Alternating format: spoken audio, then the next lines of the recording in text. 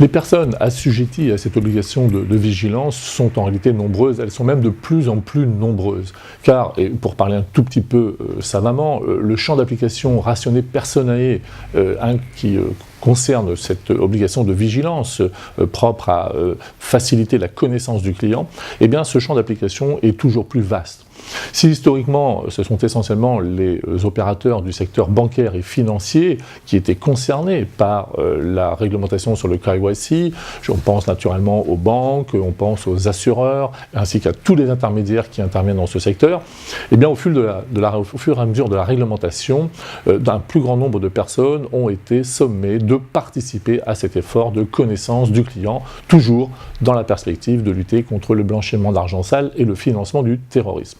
Aujourd'hui, des professionnels tels que les avocats, les experts comptables, les mandataires de justice, les huissiers, mais aussi les notaires, les agents immobiliers, toutes ces personnes sont invitées à participer activement à la lutte contre le blanchiment d'argent sale et le financement du terrorisme par l'entremise de cette connaissance de leurs clients. Quels sont les enjeux pour toutes ces personnes, et notamment pour les établissements financiers? Les enjeux sont majeurs. Outre les questions liées à leur responsabilité, on pense tout d'abord à leur responsabilité administrative, puisque l'ACPR, l'autorité de contrôle prudentiel et de résolution qui est en charge de l'application de cette réglementation, n'hésite pas à sanctionner les opérateurs qui participeraient à ce genre d'opération ou qui se contenteraient de vigilance minimale, ne leur permettant pas d'accomplir les obligations qui leur incombent. Ainsi, par exemple, le dernier rapport de l'ACPR de 2017 mentionnait que 6 décisions de sanctions sur 8 prononcées par la CPR avaient trait aux questions du financement du terrorisme et du blanchiment d'argent sale. N'oublions jamais que la CPR peut aller plus loin que le simple prononcé d'une sanction pécuniaire, mais aussi retirer totalement ou partiellement un agrément qu'elle a préalablement délivré.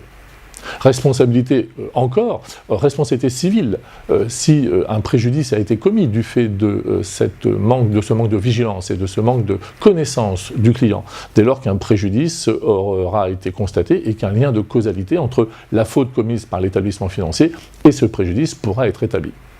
Responsabilité pénale. Enfin, car toute personne qui va prêter son concours à la dissimulation de fonds ou à l'origination ainsi qu'au montage d'opérations qui tendent à dissimuler l'origine des fonds, eh bien, encourt une sanction pénale avec à la fois une peine de prison, jusqu'à 10 ans d'emprisonnement, et une peine d'amende, à minimum 750 000 €, mais qui peut être doublée en cas de trafic illicite. Enfin, et peut-être surtout, l'enjeu est de nature réputationnelle. Malheureusement, pas une semaine ne se passe actuellement sans que la presse rapporte le fait de banques situées soit en France, soit à l'étranger, qui sont sanctionnées, qui sont épinglées par les autorités européennes ou encore américaines parce que leur dispositif de vigilance en matière de KYC n'a pas été jugé suffisant et qu'il a permis d'utiliser le secteur bancaire conventionnel pour générer des trafics et surtout recycler l'argent issu de ces trafics. Cela, naturellement, doit amener les professionnels du secteur à redoubler de vigilance. Nous connaissons les exigences en ce domaine, les exigences de base. La vigilance doit s'exercer principalement à 3 moments de la relation clientèle. Premier moment, c'est naturellement lors de l'ouverture du compte. Les banquiers doivent vérifier l'identité de leurs clients.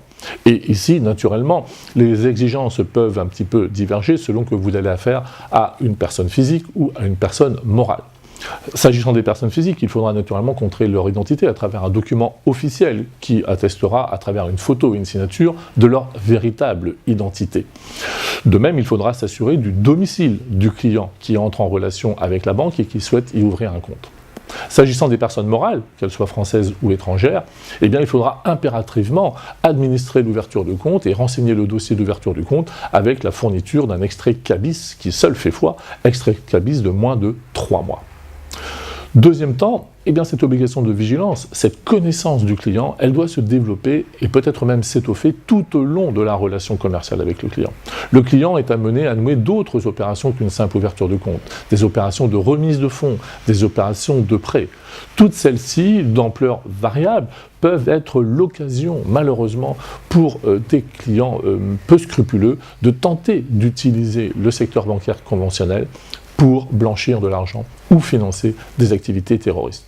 Autrement dit, tout au long de cette relation d'affaires, tout au long de cette relation commerciale, la vigilance ne doit pas s'abaisser, elle doit au contraire demeurer active et peut-être même se trouver renforcée. Enfin, la vigilance du banquier pourra être parfois sollicitée de manière plus occasionnelle, lorsqu'à l'occasion de certaines opérations, et on pense notamment aux opérations de crédit, eh bien, il faudra au banquier déployer de nouveaux efforts pour mieux appréhender la situation du client avant d'accorder le crédit, qu'il s'agisse d'un crédit à la consommation ou d'un crédit immobilier.